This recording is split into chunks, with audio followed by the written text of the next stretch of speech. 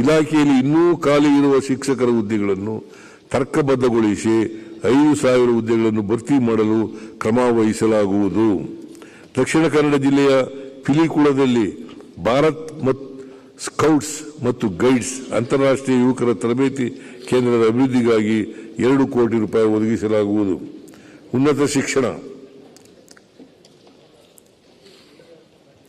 ಗುಣಮಟ್ಟದ ಉನ್ನತ ಶಿಕ್ಷಣವನ್ನು ಒದಗಿಸಲು ರಾಜ್ಯದ ಪ್ರಥಮ ದರ್ಜೆ ಕಾಲೇಜುಗಳ ಬಲವರ್ಧನೆ, ಶಿಕ್ಷಣ ಸಂಸ್ಥೆಗಳಲ್ಲಿ ಉತ್ಕೃಷ್ಟತಾ ಕೇಂದ್ರಗಳ ಸೆಂಟರ್ ಆಫ್ ಎಕ್ಸಲೆನ್ಸ್ ಸ್ಥಾಪನೆ ಹಾಗೂ ಸಂಶೋಧನಾ ಸಾಮರ್ಥ್ಯ ಹೆಚ್ಚಿಸುವ ಉದ್ದೇಶಕ್ಕಾಗಿ ಮುಂದಿನ 4 ವರ್ಷಗಳಲ್ಲಿ ವಿಶ್ವ ಬ್ಯಾಂಕ್ ನೆರವಿನೊಂದಿಗೆ 2,500 ಕೋಟಿ ರು ಯೋಜನೆಯನ್ನು ಅನುಷ್ಠಾನಗೊಳಿಸಲು ಉದ್ದೇಶಿಸಲಾಗಿದೆ.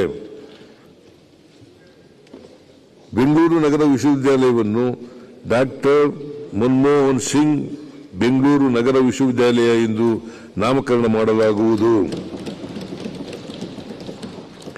ಈ ವಿಶ್ವವಿದ್ಯಾಲಯವನ್ನು ದೇಶದಲ್ಲಿ ಮಾದರಿಯನ್ನಾಗಿಸುವ ಉದ್ದೇಶದಿಂದ ಸರ್ಕಾರಿ ಕಲಾ ಕಾಲೇಜು ಹಾಗೂ ಸರ್ಕಾರಿ ಆರ್ಸಿ ಕಾಲೇಜುಗಳನ್ನು ವಿಶ್ವವಿದ್ಯಾಲಯದ ಘಟಕ ಕಾಲೇಜುಗಳನ್ನಾಗಿ ಅಭಿವೃದ್ಧಿಪಡಿಸಲಾಗುವುದು.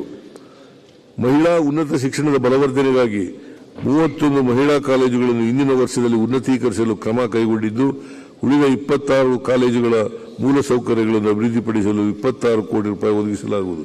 ಸರ್ಕಾರಿ ಪ್ರಥಮ ದರ್ಜೆ ಕಾಲೇಜುಗಳು, ಇಂಜಿನಿಯರಿಂಗ್ ಕಾಲೇಜುಗಳು ಮತ್ತು ಪಾಲಿಟೆಕ್ನಿಕ್ಗಳಲ್ಲಿ ಖಾಲಿ ಇರುವ 2,000 ಬೋಧಕ ಹುದ್ದೆಗಳನ್ನು ಭರ್ತಿ ಮಾಡಲು ಕ್ರಮ ವಹಿಸಲಾಗುವುದು. ರಾಜ್ಯದ ಸರ್ಕಾರಿ ಇಂಜಿನಿಯರಿಂಗ್ ಕಾಲೇಜ್, ಪಾಲಿಟೆಕ್ನಿಕ್ ಸಂಸ್ಥೆಗಳು ಹಾಗೂ ಪದವಿ ಕಾಲೇಜುಗಳು ಒಟ್ಟಾರೆ 275 ಕೋಟಿ ರು ವೆಚ್ಚದಲ್ಲಿ ಅಗತ್ಯ ಮೂಲಸೌಕರ್ಯಗಳನ್ನು ಕಲ್ಪಿಸಲಾಗುವುದು. ಹೊಸದಾಗಿ ಪ್ರಾರಂಭಿಸಿದ